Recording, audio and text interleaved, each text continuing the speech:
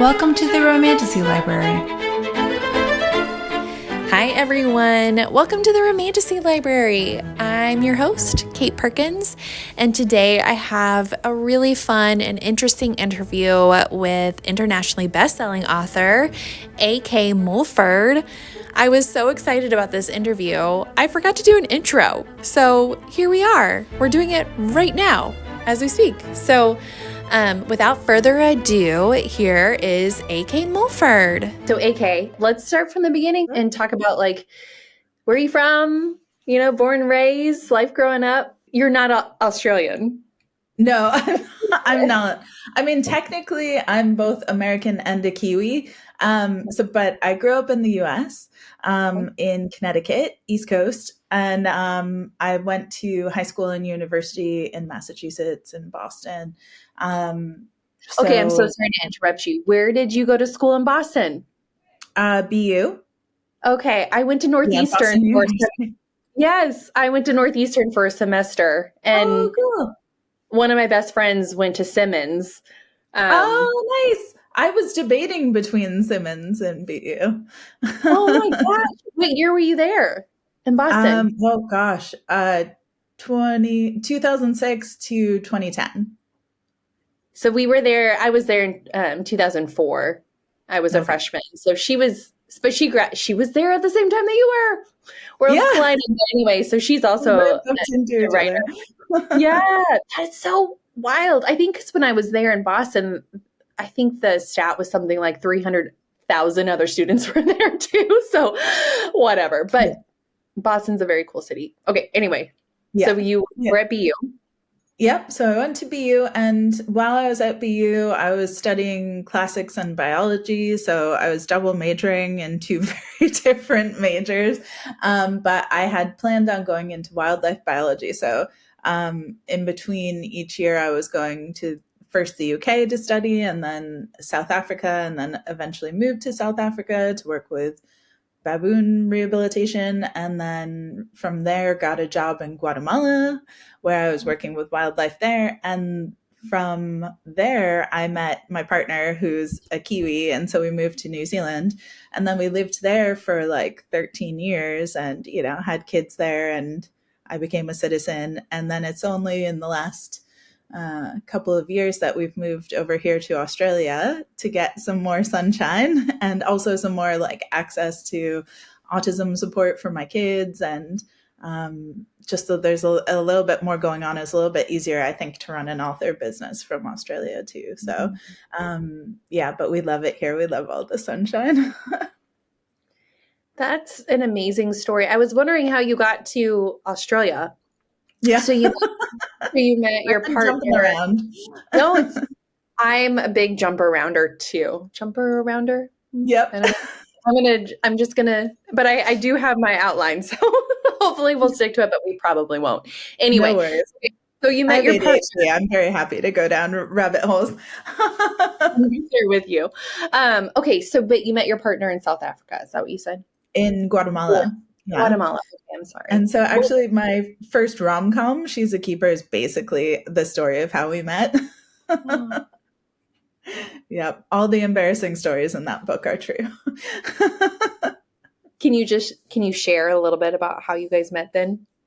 Yeah. Well, so our actual meet cute is in the book, and it is I was cleaning a monkey drain hole, and our little fishing net wasn't working, and there was a clogged drain. It was the end of the day, and I was just so ready to go have a shower and be done for the day that I decided I would just roll up my sleeve and stick my arm shoulder deep into this drainage hole to unplug this wad of monkey poo. And as I was doing it, I heard someone clear their throat. And I look up, and our head vet is giving a tour to this very handsome Kiwi man. And I'm just trying to hide my poo-covered arm. Be like, oh, hi, how are you? Just very awkwardly. So we like to say it was love at first sight. And And then we lived in the jungle together for a long while. So I think you really get to know a person when you don't have like, hot water and electronics, and you really know if you're compatible or not. Wow. Yeah, that would be quite the bonding experience. Well, Definitely. I mean, we kind of met when we were both so exhausted and kind of like, very like tired every day and kind of grumpy when, I got dengue fever and we were sick and like, so he saw all the like hardest bits of me right away. So when we like moved to New Zealand, it was like another honeymoon phase for us, I think, because we were like, look at this, we can just go to the grocery store and we can, we were living our best lives for sure. gosh. He likes to joke he was playing the long game with my author career taking off, because there's not a lot of money in conservation jobs, and I had always been a writer, and I was always like telling stories and writing in notebooks filled with stories even as a kid, and especially living in quite remote places for my job, they'd have like a take a book leave a book shelf, but you'd read through all those books pretty quickly, and then so I'd write my own stories because I wanted something to entertain myself with. So even living in the jungle, I was writing stories, but I just thought, there's no way I could put these out in the world. Like it would be too hard. I couldn't do it as a career. And then it wasn't until the pandemic when I was at home with these two little kids that I like thought, why not? Why not do something with this? And so a lot of people were making sourdough or like needing some creative outlet, to create something nice and do something to occupy their time. And I decided, I'm gonna self-publish my first book, and then I did. And so, yeah, it's been an adventure ever since. Yeah, that takes a lot of courage. I mean, the vulnerability to put your work out there takes a lot of strength. So when you were in Guatemala and you were exchanging these books, did you ever exchange one of your stories? Did you ever leave one of your No, I stories on don't the think I ever gave like a notebook of stories to anyone else, but I was definitely the person who was, like we're sitting around the fire at night and stuff, and I would be telling stories of, things that happened in my life. And I come from a family of, kind of storytellers, people who love like kind of telling you these, crazy moments in their life. And so, I feel like my first draft of my books feels like that too, where I'm like, okay, so there's this witch and she's in the mountains. And, like I'm just talking, like I'm telling my friend the story. And then this like really hot boyfriend shows up and he's like, you need to come with me. And, and so I remember that scene too. And I read that, I read, if we're talking about, right, the High Mountain Court, are we talking about that one? Yeah. With Remy. I remember that scene too when they were in the bar, right? And she was like coming out from the kitchen and she sees him, kind of, right? Yep. Love You got it. scene. Okay, so you never left your stories, but you were always the kind of person that like around like campfires, you were the person telling stories. Yeah. And yeah, I was always writing. I think that, I didn't know I was neurodivergent at the time. I wasn't diagnosed until my kids were, which in hindsight is like quite laughable now that I look back on my life. But I think I always used storytelling as a way to like understand the world and understand people and social dynamics, and everything felt like much more accessible to explain how I was feeling about the world through storytelling than through my own personal experiences. And so I was always telling stories from the youngest age. And growing up, my mom worked at this little indie bookstore. And so, was always bringing home books and things, and really kind of fostered that love of reading from a very early age. And she would always tell me, like one day it's going to be your books on the shelf and things like that. And I was like, no, I'm gonna be a biologist. There's no way I could do that. So yeah, no, that's so awesome. I mean, you got to love like our family members supporting, like that support is she knew so before powerful. I did. Yeah. Wow. Yeah, no, that makes me want to tear up. Talk about I support. know. Yeah, she sent me a photo of my books in that bookstore and was, I told you. Like I told you it was gonna That's awesome. I have goosebumps. You can't see them, but I happen. literally have goosebumps. I love No. that story. That's great. Yeah. And I think I saw one of your posts on Instagram too of like, you're like, Mom, skip these chapters or something Yeah. because they were. And she was like, I No, try to I'm not warn going her. But, to. I mean, she's read everything. She's read all of the arcs of, working at a bookstore of everything forever. But like, it's still, I'm just like, you don't need to read that. I should just make a censored version for her without all the spicy scenes. But didn't you say in that post, I don't remember, was it a video? It was some type of post on your Instagram, I think, Yeah. that she was going to read it anyway or something. Yeah. Yep. She always does. I know this by now. She never listens to me. And the spice definitely ramps up throughout the series, the Five Crown Mhm. series. So by the Amethyst Kingdom, the last book, there's quite a few spicy scenes. And I was Great. like, I told you, I warned you, but she Yep. never listens. There you go. Yep. Isn't The it so cover is pretty? so beautiful. It is so pretty. I have not read this one yet. It did come, so I need to Just dive came into out. it. Yeah.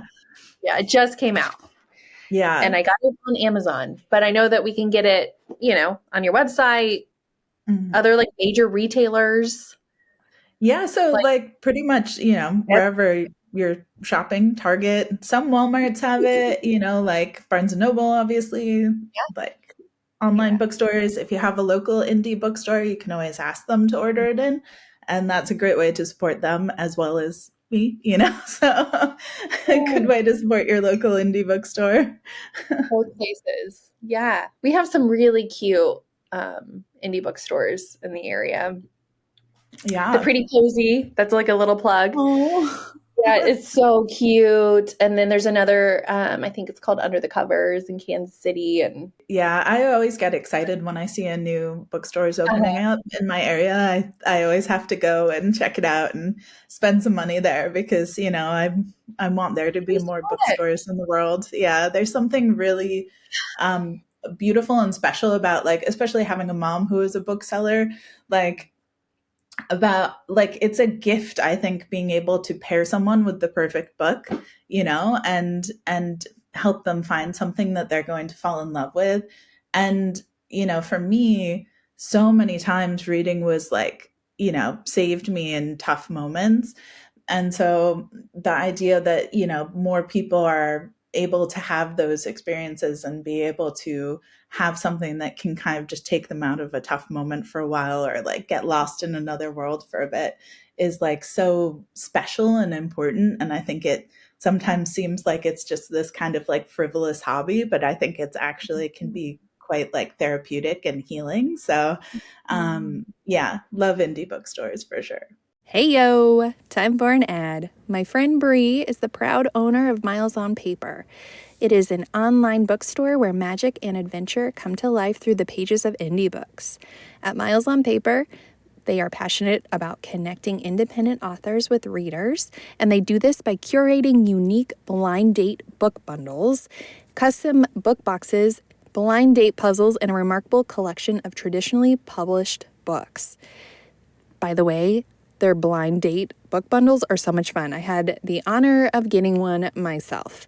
I highly recommend. You can find her website at www.milesonpaper.com. Check them out. So then your inspiration for writing it sounds like it really began in childhood. And Yeah. you just and through the pandemic, right? Like you were like, why not? Like try to publish?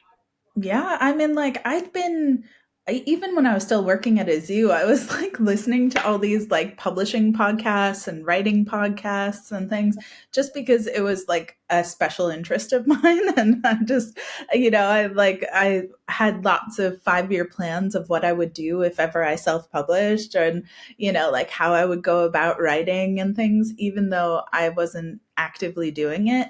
And then when I had my kids and I realized that they had like their own very unique set of needs, and that possibly I wasn't going to be going back to a conservation job, or I might be at home for quite a long time looking after them. I thought, like, I'm going to need something for me, and something to kind of like keep me grounded and give myself some time to like process all of these feelings and stuff. And so I was like, well, if not now, then when? I really wanted to prove to myself I could do it even with little kids. And thinking I would just put out a book and kind of shout into the void and nobody would ever read it, So that it took me by surprise that it did so well, for sure.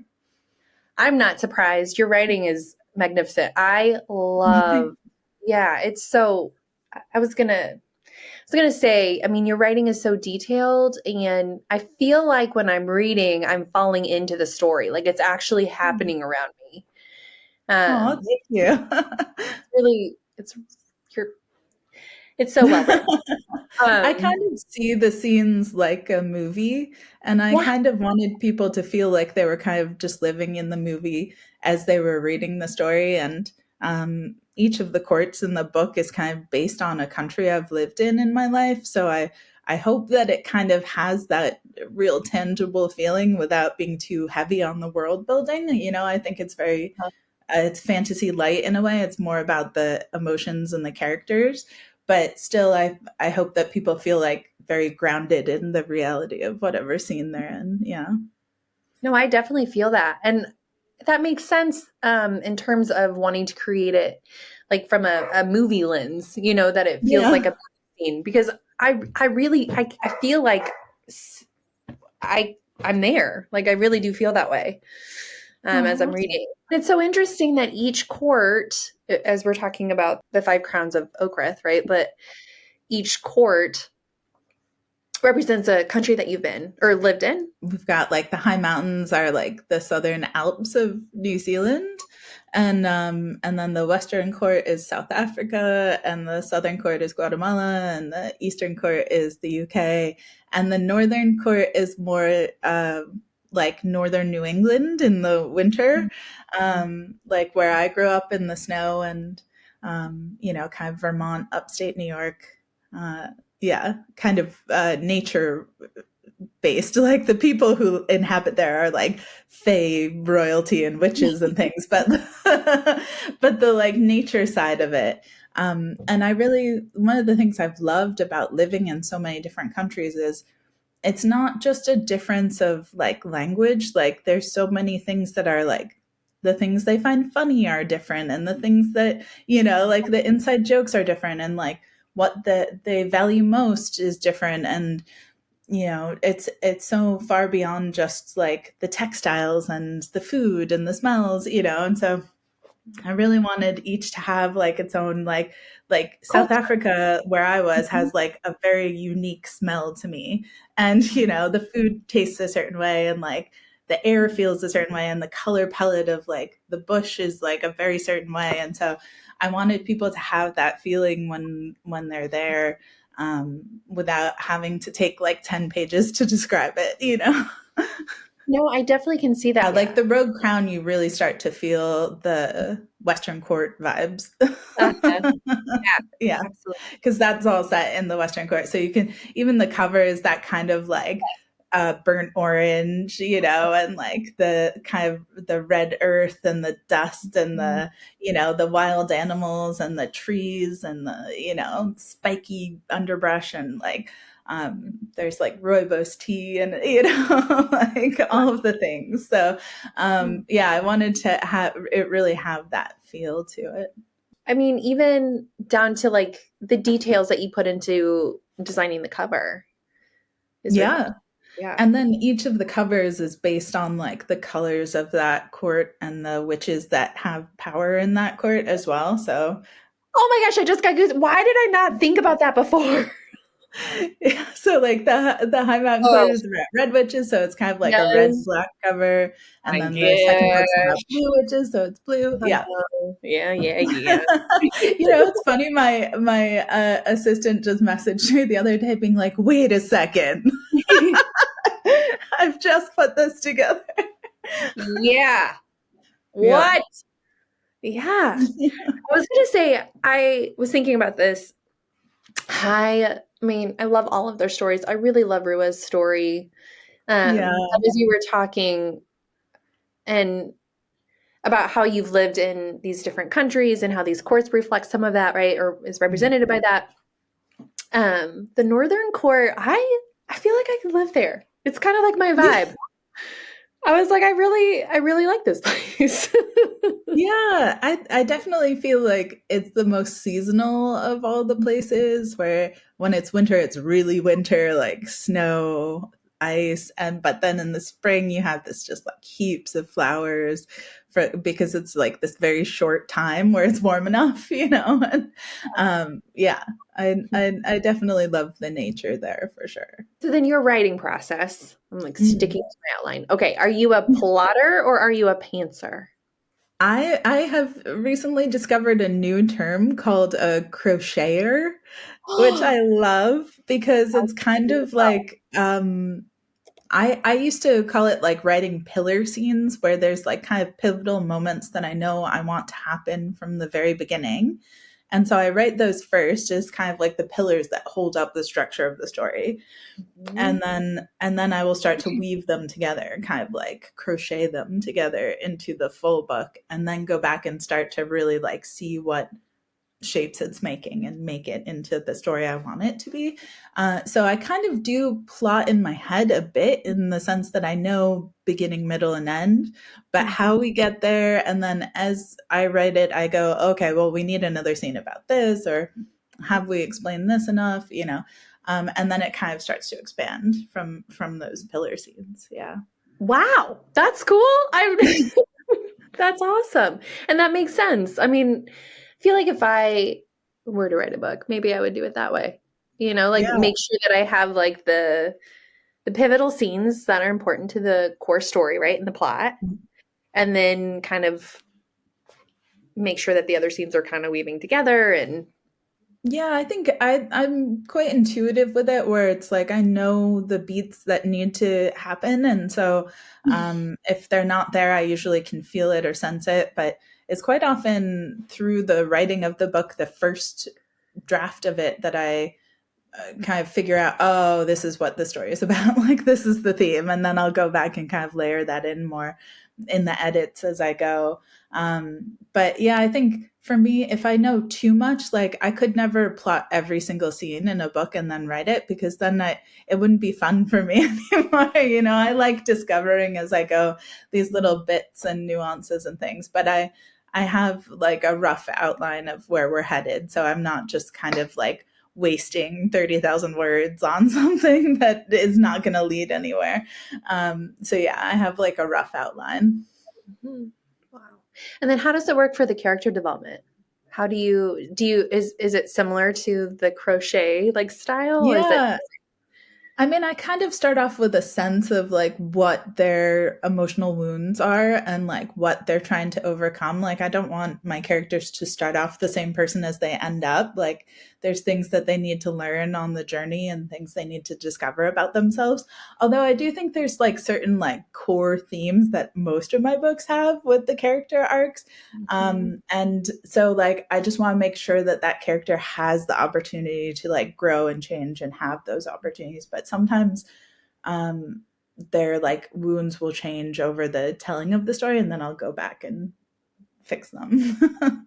that's something that I love is the emotional development and growth that characters have, especially in the romantasy world. And I, reading through your series, could absolutely pick up of like, okay, like AK has done some work, you know, and Yeah. whether, you know, on themselves or whatever, but it was pretty obvious to me that you've done some work, some emotional growth, but also too in the sense of that, like these characters have these emotional wounds and that it was it seemed like it was very thoughtful. So I really Yeah, appreciate I it. think so much of my writing is almost like things I wish I could tell my younger self as well. You know, like this idea that people who are the age of the characters that I'm writing might walk into like their university bookstore or something and pick these books off the shelf and have someone telling them, like, it's okay to feel this way. It's okay to be this way. Like, I didn't have a lot of books like that when I was that age. And so for me, like having that opportunity to, almost be in a way, both telling my younger self, but also telling my readers, like it's okay to find your own way through these things, and you don't have to do, play by somebody else's rules. And you can find a way to like trust people, and you don't have to do everything alone. Like those are things that I think that a lot of young people need to hear. And sometimes it's hard to hear when it comes from like another person, but it's easy to hear when it comes in a story form, Yeah, that's really therapeutic, and I really, and because I think these characters, they have their emotional wounds, and but definitely it's like their growth too, and like relying on others and connectedness and that vulnerability to like share their story or share parts of themselves. And I was just rereading Rogue, so this story about Nilo, and like noticing how Nilo comes shares more of themselves, as this, I don't want to share too much, but yeah, I mean, like their journey is definitely one of thinking of themselves as like very unworthy, and kind of like they're just living life wrong and they're doing it wrong, and there's this kind of secret language that they don't have access to, that like neurotypical people speak, and they feel very kind of othered in the world that they're living in. And they also feel like they have to kind of play life on hard mode all the time, that they shouldn't need accommodations, and they shouldn't need to ask for things to be different for them. And it's through the story and through their growth that they realize actually they can make the world be the way that they want it to be, and they can ask for the things they need from the people around them. And that they don't have to just try and fit themselves into a box of somebody else's making. So, yeah. I think that's so beautiful. And seeing, and I don't know, witnessing their journey of trusting others, and that ability to ask for that, and that it is okay. And and they find a partner who is really like encouraging of that too, I think like having that gentle place to fall, is like so important for them, because they've never really had that. They've always had, relationships with like an addict parent and someone who's always judging them, regardless of like what they're doing. And so I think it's really the first time in their life that they start to believe that Talon really means what he says, and that he's not just saying that to be nice. Right.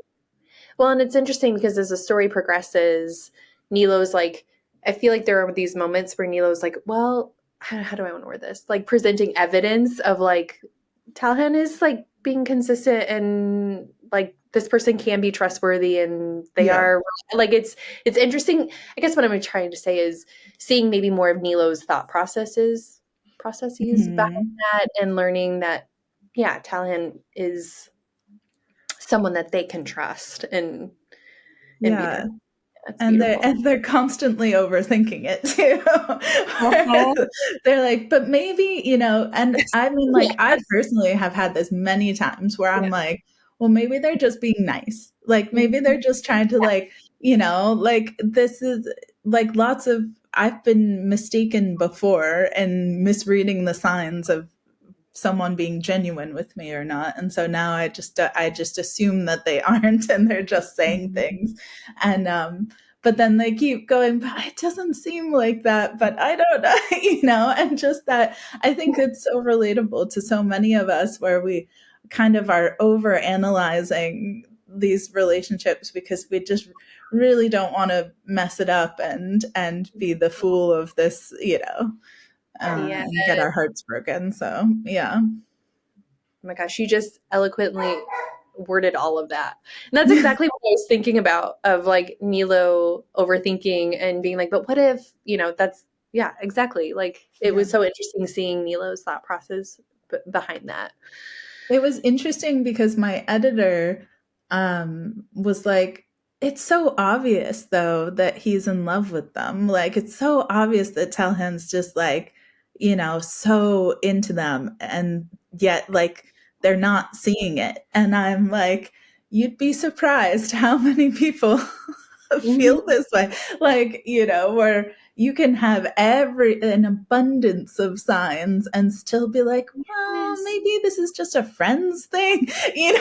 Like you can really psych yourself out of these moments, and need multiple reminders and a consistency of character before you start to go, okay, like maybe I can start to believe this. But I think especially for someone as kind of introverted and cautious as Nilo, they need Talon to be showing up consistently for like a long time before they can start to even begin to comprehend that. Yeah. That makes a lot of sense. And I mean, that's the power of shame though, right? So like shame is that belief that I am bad, and Nilo has that negative belief of like I'm worthless, or I'm not good enough, or I have to do all the things or wear a mask. That's the power of shame. And wanting that too, like wanting to be in the shadows and in the periphery, and not wanting to be in the center of the room and under people's scrutiny. And and growing up with such a critical parent who just nothing they ever do will be good enough for them. And like, coming from me myself, having a parent who, was an alcoholic, and, like, I think you can probably feel that there's a lot of real like heart to the character and their relationship with their mother. And I think there's a scene, I won't give away anything, but there's a moment of catharsis for them that I really wanted them to have, where they finally kind of say all the things that they've just like never truly believed until that moment about themselves. And the fact that they are worthy. And that was really important for me. And I think I've had a lot of people message me who've had difficult relationships with their parents, saying how much that scene meant to them. Yeah. That is incredible. And I really do believe in the power of story and how it can be so therapeutic, and there's actually a type of trauma therapy, I cannot talk, sorry, of it. I mean, it's essentially writing out your narrative, your story. And definitely. Yeah. I mean, like, I'm sure I put a little bit of myself in all of my characters, and a lot of it's empathy too, but I think, it's so cool when I have readers say like, I gave this book to my mom, or I like gave this book to like my, spouse, or like different people, and they're like, this is how I'm feeling about this thing. And sometimes removing yourself from the story and having it be this like epic tale of like monsters and magic and things like that almost feels more honest than like actually telling it from your own perspective in some ways. Like, and it's really cool when people have said like, I gave this book to my mom, and I think she understands like my gender identity now, or like, understands where I'm coming from about this thing. And like, honestly, that I save all of those comments. I have like a journal where I write them all down. Wow, that's really powerful. Yeah. And I mean, as a storyteller, you have quite the voice, and quite the platform. And I feel like you've really utilized that. But it also sounds like what you were saying is very authentic and honest and genuine, that you're drawing from some personal experiences as well, of like having a parent with an addiction and how that probably influenced and impacted you. And I can imagine really helped with empathy for Nilo's character. And like you said, like certain characters you drew probably like definitely. I put like a little seed in all of them. Like so much of each character is not me. Like I have a much more extroverted personality than Nilo does. like, or I'm not like a swashbuckling warrior, like a lot of these characters. But, the feelings of like feeling like you're an outsider and wanting to belong, I think are universal feelings to all of us. And, having come from a primatology background, it's not even just a human experience, it's like there's these like biological desires to feel seen and understood, and that like love kind that. of transcend humanity even. And then there's like little personal moments that I put into characters, like Karis's story in the Amethyst Kingdom, the last book.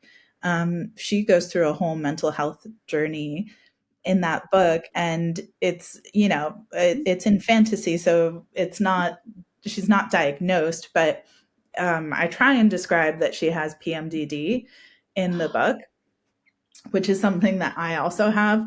And like that journey of going through depressive cycles and like feeling like the book starts off, this isn't a spoiler, this is like the first scene. The book starts off with basically her getting dropped off in this new court where she's trying to win the crown, and all of her friends and support systems go back to their own lives. And so all of a sudden she's kind of like, like a puppet with its strings cut, in a way where all of the things that were keeping her kind of aloft and going disappear, and how she totally had convinced herself that she was doing fine. And how quickly, when those support systems disappear, she drops back into this kind of dark place.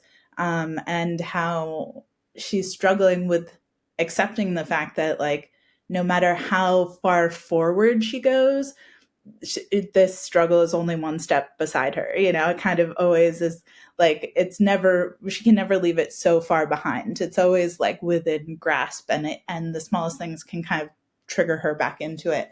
And I think that for a lot of people, it was cathartic to read that, because I think a lot of people have to feel like they have to justify why they're having like depressive episodes or dark times in their life, and that their life isn't that bad, and they should, like, they have all the good things and they shouldn't feel that way because of X, Y, and Z. And I really wanted to like have that conversation with people that, like, there's no, you can be a royalty with all the money in the world and still be just as susceptible to these things. So and also I think that it's nice to have more menstruation and fantasy as well. So Yeah, I was going to say, I feel like there are a couple authors who have included that, but PMDD, I don't think I've read about that in the romantasy genre, which is super powerful that you included that too. Yeah, it's been really cool having people be like, oh my gosh, this is me, like, and feeling really seen in her character. And not making it taboo or something that should be quiet, but making it kind of front and center. Like, yes, there's epic battles and monsters and magic and things like that, but there's also just this character who's just trying to like keep it together and is kind of sad and lonely and touch starved and just needs a connection with someone. And then her ex shows up and it's like, okay, well, what am I going to do about this? I'm really interested to see how that goes. Yeah. I'm really excited to look. I hope you enjoy it. Yeah, and that makes sense that her people kind of have gone back to their own courts. I mean, because really, like, all of the books up until this point, I feel like people find their place, so to speak, right? And she's kind of the third wheel. And what that does to a person when all of your friends start pairing off and you're feeling like you're kind of left behind and you're so happy for them, but you like don't know how to kind of, and so she thinks, winning this crown is going to do that for her. It's going to fulfill all of the things that she's missing. And then very quickly has a reckoning that might not be the case. Yeah, that sounds very powerful. And I was going to say, AK, earlier you were talking about that neurobiological wiring that we all have for belonging, which is so true. And I do think that piece of like found family, or I don't know, that is the trope, but definitely see that throughout the series of like connections being formed and vulnerability, like what we were saying earlier, and people having the courage to share more of themselves. And I will say this is the last there. Well, maybe probably not, but like Brene Brown, I don't know if you're familiar with Brene Brown, but Yes, she's yeah. yeah, and I might butcher this for people who really are like in love with her. I love her. She's wonderful, but I don't know all of her stuff. But she does talk about like as building relationships, you need to have consistency in relationship and reliability and vulnerability for people to feel safe. And so kind of going back to what you were saying with Milo, like tell him like just continue to show up, you know? And it was that consistency and that reliability that like helped, I feel like probably Milo feel that trust and that sense of safety. But anyway, I was just going to say that neurobiological wiring for connection is so, I definitely see the connections piece of this. And I think that's a big thing in Rua's story too, you know, like you have these two sisters who were raised very differently, one with like a very like solid attachment to a caregiver and like a family, and one without it, and what that kind of does to a person, and how the whole kind of crew of the story, the found family of the story, keeps kind of just being there and showing up for her, and you know, that sense of like, I've got you, like we're like, whatever you need, I'm gonna be there. And eventually she realizes like that they actually mean it and they're not weaponizing it.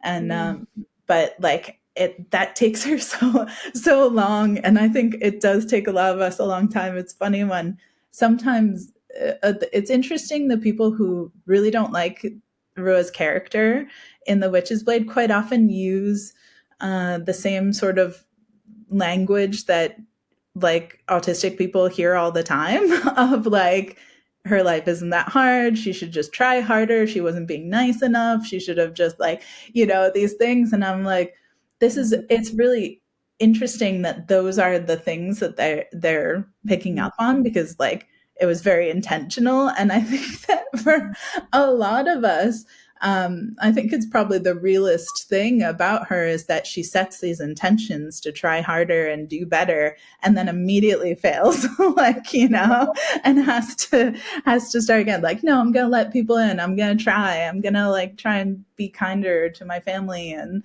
all of these things. And then immediately the first opportunity to prove that just doesn't do it. Yeah. Thought her story was really beautiful. I mean, all of the characters and their stories are beautiful in different ways, but I loved Rua. I was here for her. I mean, gosh, underneath it all, I mean, her tender heart, you know, and like her spirit. And I just wanted to like, give her a big hug, even though she would have hated that, you know, like, can I just give you, I feel like I really like Remy is sort of like my personality. And so like I would have probably tried to like love on Rua too much, and then Rua would be like, bitch, what's she doing? But and I'd be like, no, but really I love you. Remy's just like so excited. Like, I have family and I want to be connected, and like I want this relationship like I have with my kind of like adopted brother, and I want this, all of this stuff, and then is like kind of rejected, and you know, is like, I don't know how to, I thought we'd have this reconciliation and it would be beautiful, and instead it's this rocky kind of tumultuous thing. And but Rue was trying her best. She just like, she never had any example of how to like have good relationships, you know? No, yeah, like some major attachment trauma. I mean, come on, they all do, but like for real. All do. All do. Yes. But then Remy's like, I think there's one point in The Witch's Blade where I feel like something along the lines of like, that Remy doesn't understand, like her history, obviously, like her background, her story with the witches. And because Remy was coming from a completely different perspective, right? And like had that amazing brown witch that like loved on her and nurtured her, right? Yeah. And had her back. Yeah, no, it's exactly that, where she's like, our witch is great. They took care of us. They raised us. They like, you know, but she doesn't realize that it's just was totally different, that she was kind of not treated like family and very othered, and like just kind of kept alive because they needed her, you know, and like this kind of cold stoicism that she has been taught to her by them, you know. So but then you have like someone as damaged as Renwick, who's able to like, she doesn't feel like she's the broken one with him, like they both are super broken and they both kind of need each other to pull each other out of it. So I think like they ended up being quite a good pairing in that he could handle her, like, and she can handle him. And they both kind of needed to learn lessons from each other in a way that like nobody else would have been strong enough to handle. So, yeah. Yeah. So how do you keep these characters straight, I guess, like their arcs? Do you have a place that you write it all down? No, I mean, it was in the process of writing the High Mountain Court that I realized who everybody was going to end up with, and even like there's a scene in the High Mountain Court where Karis is talking about Urson, and people are like, why is this in here? What is going on? Like, why are we already talking about this? And I'm like, it'll all make sense in the end. I knew I wanted to kind of plant these seeds of all these characters from the very beginning. And so because they all have very like distinctive personalities, they're very like different energy wise, that it was very easy to like keep them all straight. But sometimes in the books when they're side characters, they're more just like the kind of the comic relief or like the like fun moment, and then when you get to their stories, you realize that they're just so much more than just this kind of like, joke, quip, one-liner person. So, yeah. I definitely felt that way with Bree and Talhin. Yeah.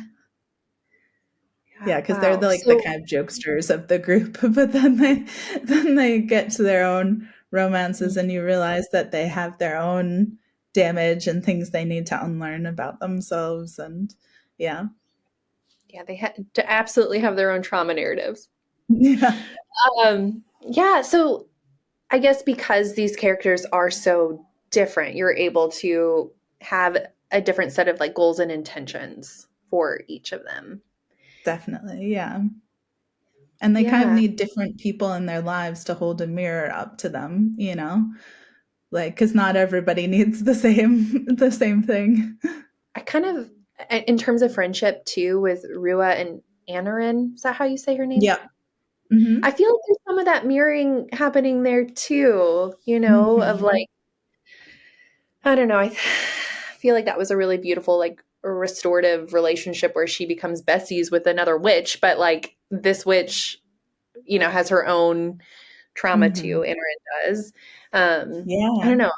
That pairing, and they both kind of grew up not really like Rua grew up being a fae amongst witches, and Anarin grew up being a witch amongst fae, and so both of them were never truly like accepted.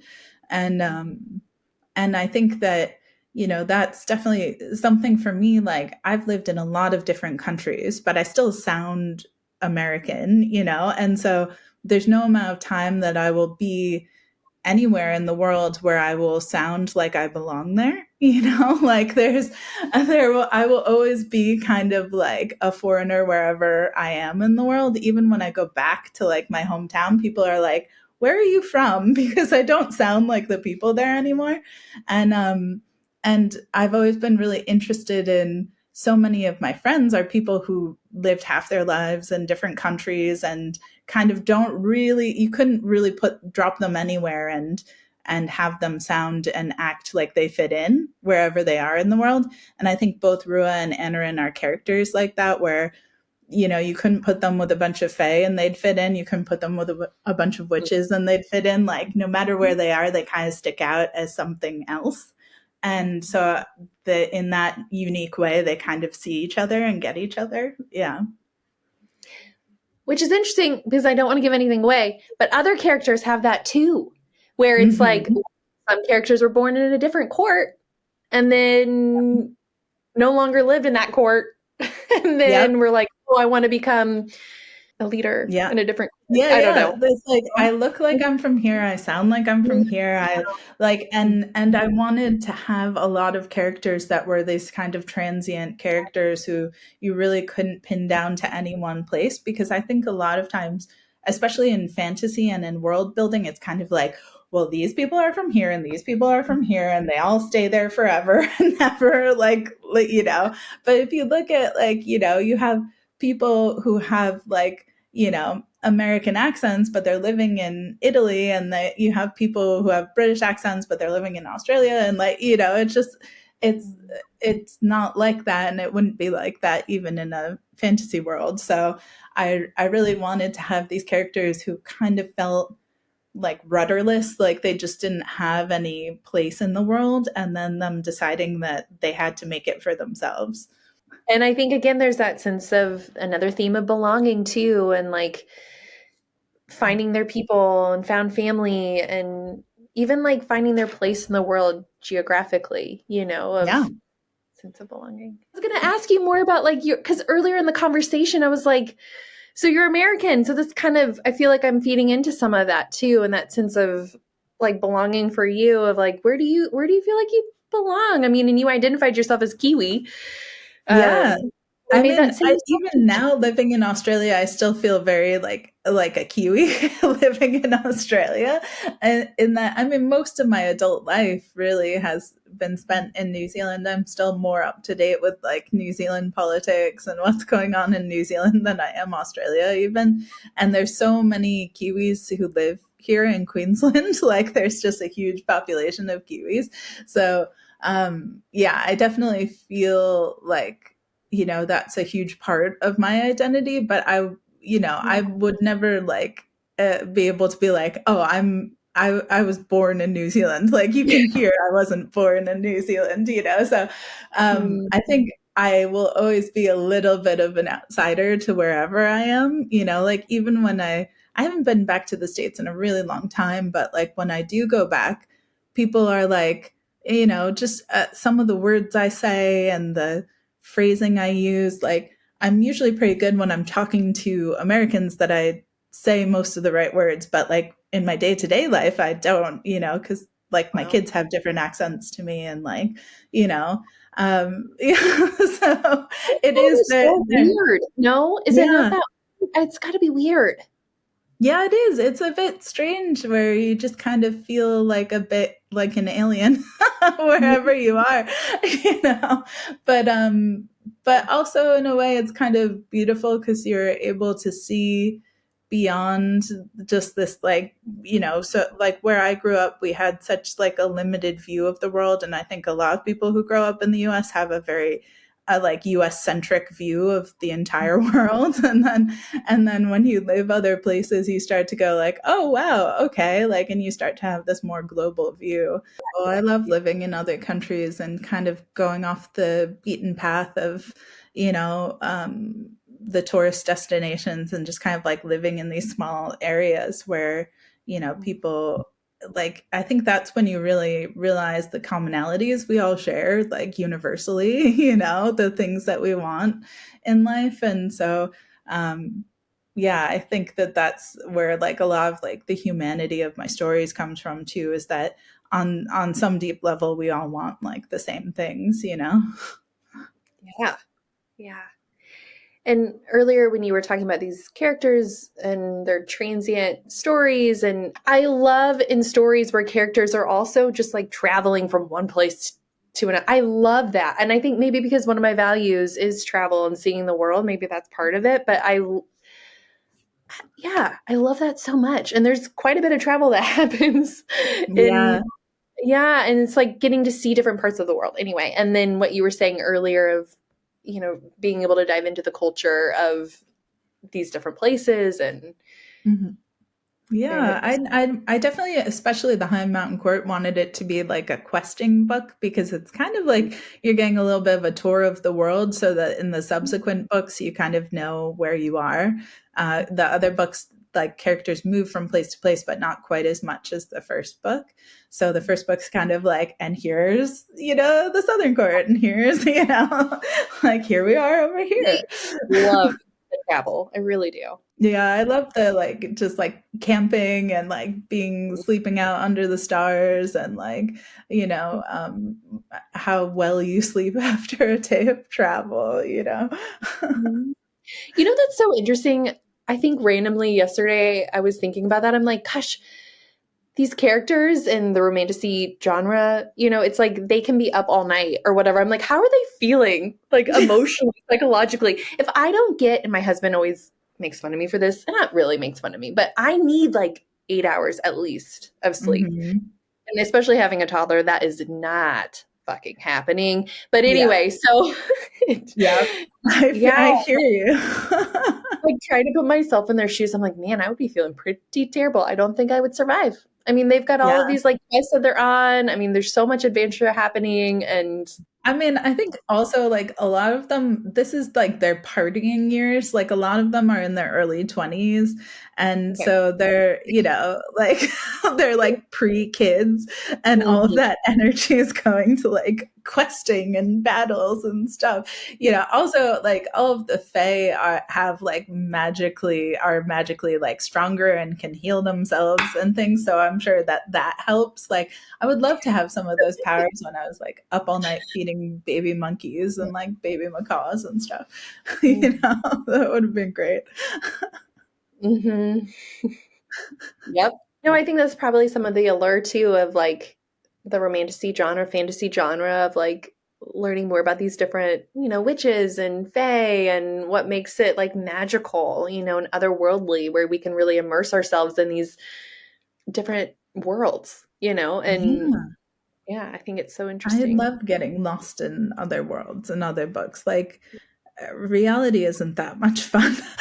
Like, like especially like just, I'm in the last few years and things, but like I think that all of us seek some forms of escapism and wanting to like just have the pressure off of having to feel like we're trying to navigate the real world even in contemporary fiction. Like in fantasy it really is you're just in this completely other place and you can kind of get lost in it. And even in historical romance like Bridgerton and things like that, Mhm. you're just kind of like getting lost in this other world for a little Yes. while, and there's something Mhm. really beautiful about that and restful, I think, for our brains that are constantly like going and anxious and Mhm. worrying about what's going on in the actual world. It's kind of nice to get this little time out to go somewhere else for a bit. Yeah, absolutely. Are you reading anything good right now?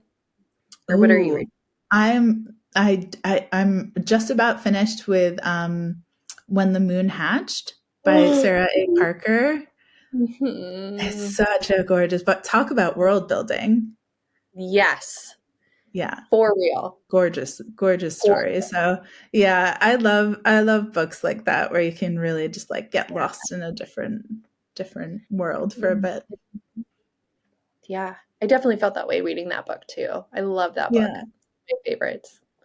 But But even and in contemporary romance, it does feel like it's not especially like rom-coms. Like I love a good rom-com between fantasy books because like I palette love cleanser. fantasy but it's so heavy, and Yes.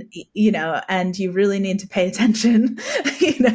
And then rom-coms is just like light and funny, you can jump in and jump out and you don't have to like pay too close attention, and it still feels like you're in a completely other world where everything's going to be okay. Like yeah.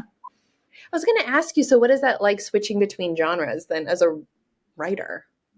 Because Yeah, I like Sarah mean, Parker, right? For example, you just brought her up, right? She like also wrote To Bleed a Crystal Bloom. I don't know if you've read that yeah. series yet, but like, they're both like very fantasy, very world building. I would think Mhm. that I don't know, like switching it might be difficult, I don't know, Yeah, maybe I not. think um for me it's like the in the same way that actors kind of get into character with like certain lines or certain songs or certain phrasing, like it's the same for me with fantasy and rom-coms where it's just that, and energetically they're so different that it's very easy to just switch into the tone of one or the other.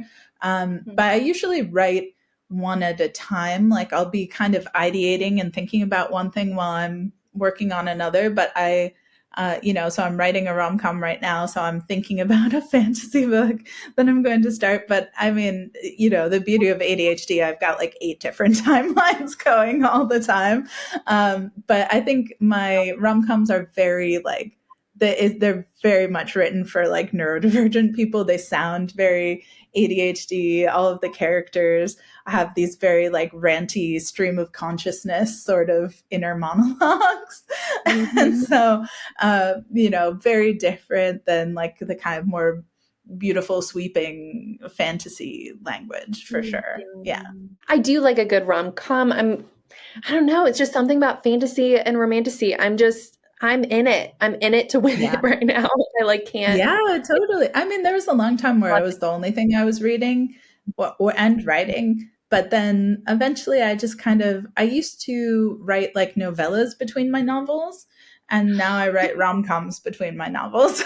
So it's just kind of like a palate cleanser. They're shorter. I write them faster in between the fantasy. And then by the time I'm done with a fantasy, I'm so ready to just like write a fun little rom-com.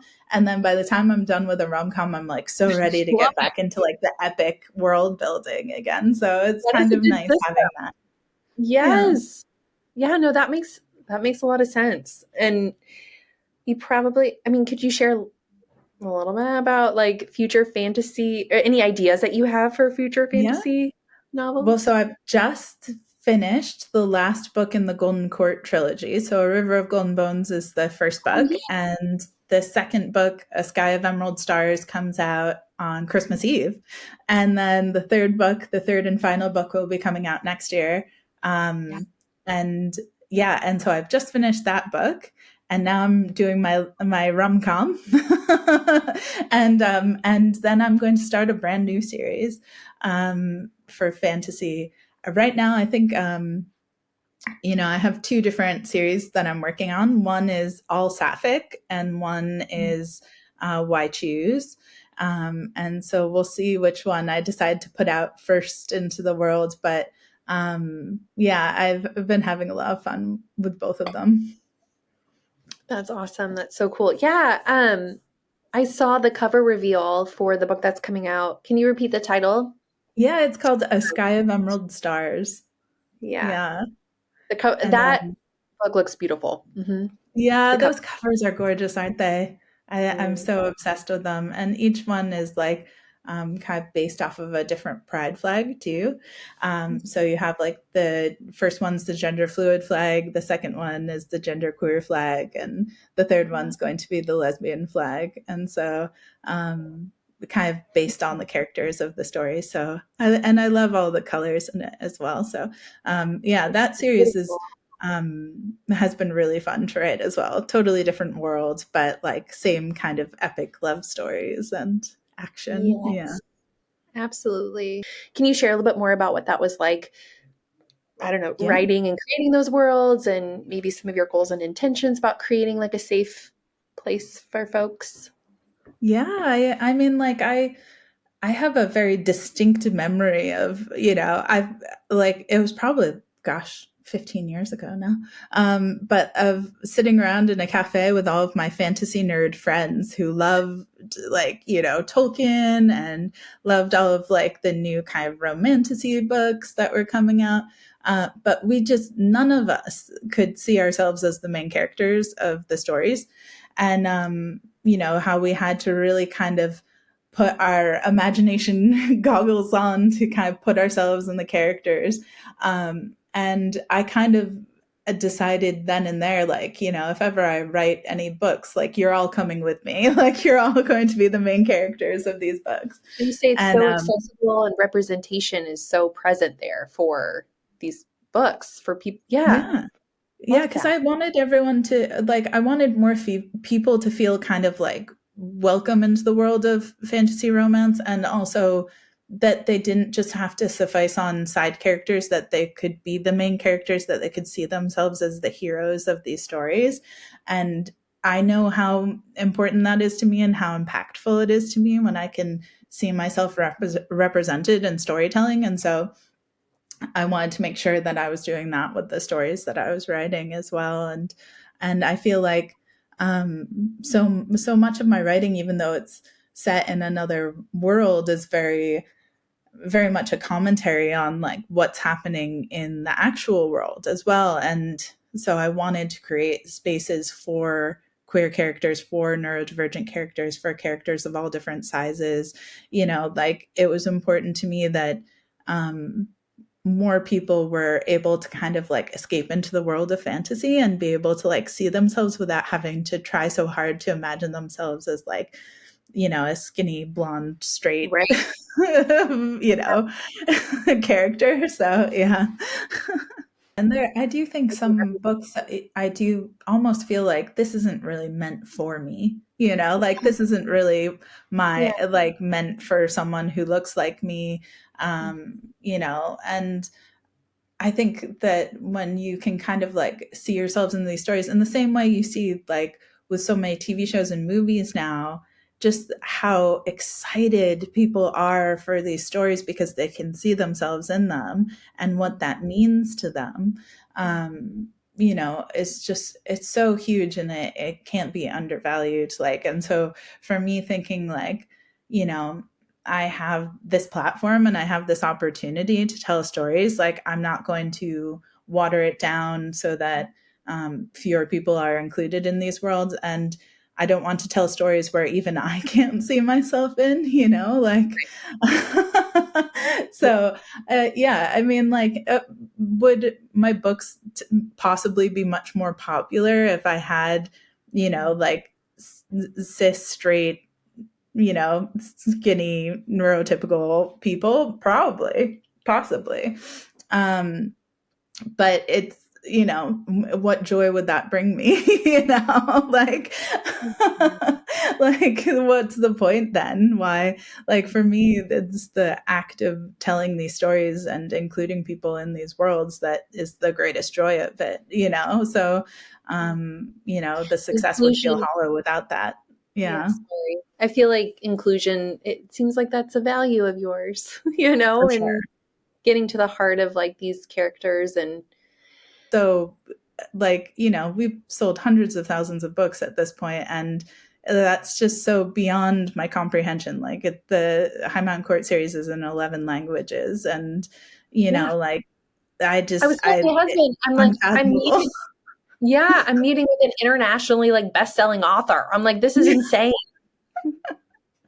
It does feel really surreal, and then every once in a while I'll just kind of get knocked with it, because I have my head down in the minutia of like what deadlines do I need to meet and things. And then every once in a while I'll, remember to kind of like lift my head up and look, and I'm like, wow, this is, so beyond what my 5-year plan goal was to be able to like in 5 years make more money than my minimum wage conservation job, and so to now be able to like, make an international move happen based on the sales of my books and things is pretty incredible. So, Wow. yeah, it's very humbling for sure. Wow. Yeah, I hope you can like peek up and look around and soak it all in and feel all the love for the hard work. That and sharing your gift with the world. I hope that you can Thank soak you. that in. I was going to ask like so many questions for you, AK, and I know that I could just probably keep on talking to you, but I did want to ask how has it been writing with 2 kiddos? And then on top of that, with some of this additional special needs and accommodate, like how has that been for you? Yeah. Being able to find space and time for that. It's definitely been a challenge, but also, it's been beautiful in a way because I have proved to myself that I can do it, and that it can be done. When I was first starting out, I would wake up at like 4 a.m. and just write for 2 hours from 4 to 6 at my kitchen table. Didn't have an office, didn't have a desk, It was the only time I had before my kids woke up. And once they were awake, they needed me radically the entire time they were awake, and they didn't sleep very much. So that was the only time I had. And I realized then how much I wanted this and how much of a lifeline it was to me when I was willing to, I'm not a morning person, but I was willing to just wake up and however many words I could get in, I'd get in those mornings and sitting in the dark of my kitchen with my coffee. And, once the book started coming out and we started having some money coming in, if I had a day job, I probably would have quit that day job to write full time. But because my day job was caring for these two gorgeous kids, like I was like, well, there's never going to be.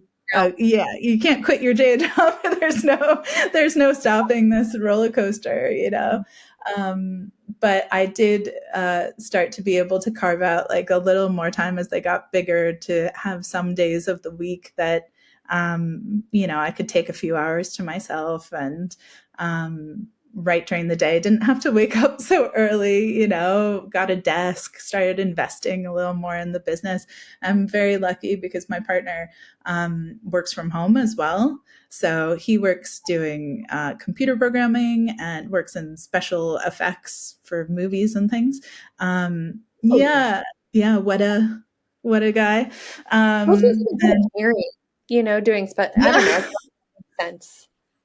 Yeah, we're definitely connected through like Lord of the Rings and the Hobbit films and stuff like that. It's like it's such Tolkien was one of the reasons I wanted to write fantasy, and he worked on those films, and now I have the same publisher as the Tolkiens, and it's just like it's just so crazy. Yeah, that is wild. Yeah, that's incredible. Wow, very cool. That all happened. I remember being in like calculus in high school and making up fake languages in the margins of my paper, and my math teacher was like, when are you ever going to use this? Like, this is not worth your time. You should be learning calculus, and I should probably like send him a letter or something and be like I'm actually an internationally best-selling author. That's where silly little languages paid off in the end. Yes. That's so funny that you bring that up about the other languages, because I've always wondered how you guys come up with these words and like I don't know, these court names, whatever. Yeah, no, it's so fascinating to me. I studied Latin in university and classics, so I had to do a lot of like conjugating vowels and verb endings and things. And then I lived in a bunch of countries that spoke other languages, and attempted my best to learn all of them. And I'm semi-fluent in Spanish, so. But like, in the different regions I lived in, they spoke Spanish differently, and like the different dialects and things like that. And so in my fantasy worlds of the different languages, I wanted them to have like different mouth sounds to them, so that like if you could hear it without reading the words, you would know like these like double A's and this SH and these certain sounds, like are they more flowing, are they more guttural, like you would be able to sense like what those words were. And then in my own nerdy way, I've actually like conjugated what those words are and what they mean. Gosh, you were and nobody else will ever care or know. But, like you see these same repetition of words and sentences that mean similar things and stuff. But I just wanted them to feel like you'd be like, yeah, that makes sense that sentence is in a witch language and not a fae language or whatever. Yeah. I was about to ask you, the Mimbic, is that how you say it? Yeah. And that's the witch language, correct? Mm-hmm. Is that language type more closely to, I don't know, any other language that it almost sound a little bit more like Slavic, German, a little sharper, like witches are more serious. They like mean business. They don't have time for like the flowery nonsense that the fae speak, so I wanted it to sound like a little bit more like they use fewer words to get to their point, like I wanted the language to feel like what their kind of values were. Yeah. If you were a character in one of your books, who would you be? Oh, that is hard. I mean, I feel like I'm a combination of all of them a little bit. I wish I could be as brave as some of them. I feel like I'm probably the closest to Nilo in that I'd rather be hiding in the library reading a good book and using diplomacy instead of like sword fighting. Like I don't want to be like getting into battles with people. But yeah, I think like probably a combination of like Nilo and a little bit of Remy is probably the two. Yeah. Wow, this has been so much fun. Like I have Yes, it's been lovely chatting with really you. enjoyed this. It's great And getting into more of the like mental health of the characters too. Like yeah, you can tell with your like knowledge and background, like it's really nice being able to like chat about some of those things because some people just want to chat about like the higher level stuff of the books, but it's fun diving kind of dissecting the characters a little too. I as a reader, that's what I do. Like I love Same. dissecting, and yeah, I can see that that would probably be something that you enjoy doing based on the books that you Yeah. have written. So, yeah, I'm really here for those. I'm a sucker for a really good like character arc and character development and getting to the heart of who the character is, and oh, I love that so much. It speaks to my soul, but Yeah. Same. And everything I like watch and read and listen to, I'm always like, oh, like it's just so satisfying. So I try to create that where I can. But yeah, I'm the same as a reader too. I love dissecting characters. yeah. Yeah. But and I wanted to say too, so AK, just as a plug for you too, like all of your books, obviously, people can find them earlier in the conversation. You were saying, even I think that that's a great idea. Like going to your local bookstore if they don't have your books for whatever reason and being like, hey, let's order these guys. But Yeah. Or anyway, your library, like yep, wherever you read.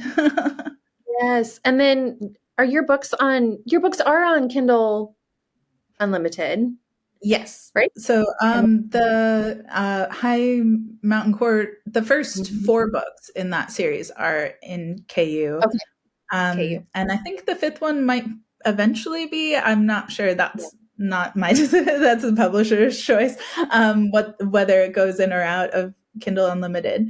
And then the Golden Court series isn't. But that does mean like it's everywhere, so you can Yeah. read it in all sorts of places, and you can also request the ebooks from like your library or listen to the audiobooks. The audiobooks of the Golden Court series is pretty epic. I don't know if have you seen Our Flag Means Death? That's so funny that you bring that up. My husband and I got oh my gosh, we got so into that series and we're Oh, so sad. really? That Okay. So you'll yeah, appreciate this then. So okay. I mean, we you could talk. know the character Jim? Yes. Yeah, Jim. So the actor who plays Jim, Vico Ortiz, is the narrator of my Golden Court series. Yeah. Oh my gosh, I'm gonna have to share that with him. Yes. You're Yes, like, we I love know. that I know. show. I freaked out when I found out that they might narrate the series. I was like so excited because I absolutely love them. So, Oh my gosh, yeah. that show is So so Vigo good. Ortiz is the narrator of A River of Golden Bones, and they do like just such a phenomenal job. Like really elevate the whole story. So I highly recommend the audiobook. Incredible. I was gonna say too, I started listening to the audiobooks for the Five Crowns of Okrith, and I was wondering, do you like have auditions or something for Yeah, these well, books? usually you get like a few different options of people. And so I picked Mela Lee, who's the narrator of the Five Crowns series. And she does just such a phenomenal job because it is such a kind of non-Eurocentric book and having so many different accents and like kind of languages and different sounding people, like the way that she manages all of those characters so brilliantly Crushed is it. just Yeah, awesome. you did such a good job. Yeah. Yeah. I really like made it difficult for her being like they all have different accents, whereas the River of Golden Bones is more kind of like everybody has roughly American accents, but just like slightly different. So it's not as complicated. Well, AK, it was such a joy talking with you, It and was I hope so you have a good lovely talking with you too.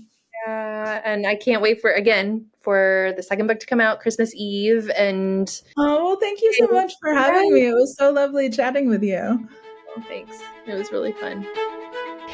Hey guys, thank you so much for listening to my 4th episode on the Romantasy Library. It was a true honor to talk with A.K. Mulford, internationally best-selling author of the Five Crowns of Okrith series, Novellas, the Golden Court series, and quirky romcoms. I love talking with them about the writing process, our mutual love for their characters, neurodiversity, and writing an inclusive series for all readers, as well as their compelling journey of becoming an author. Their story is fascinating.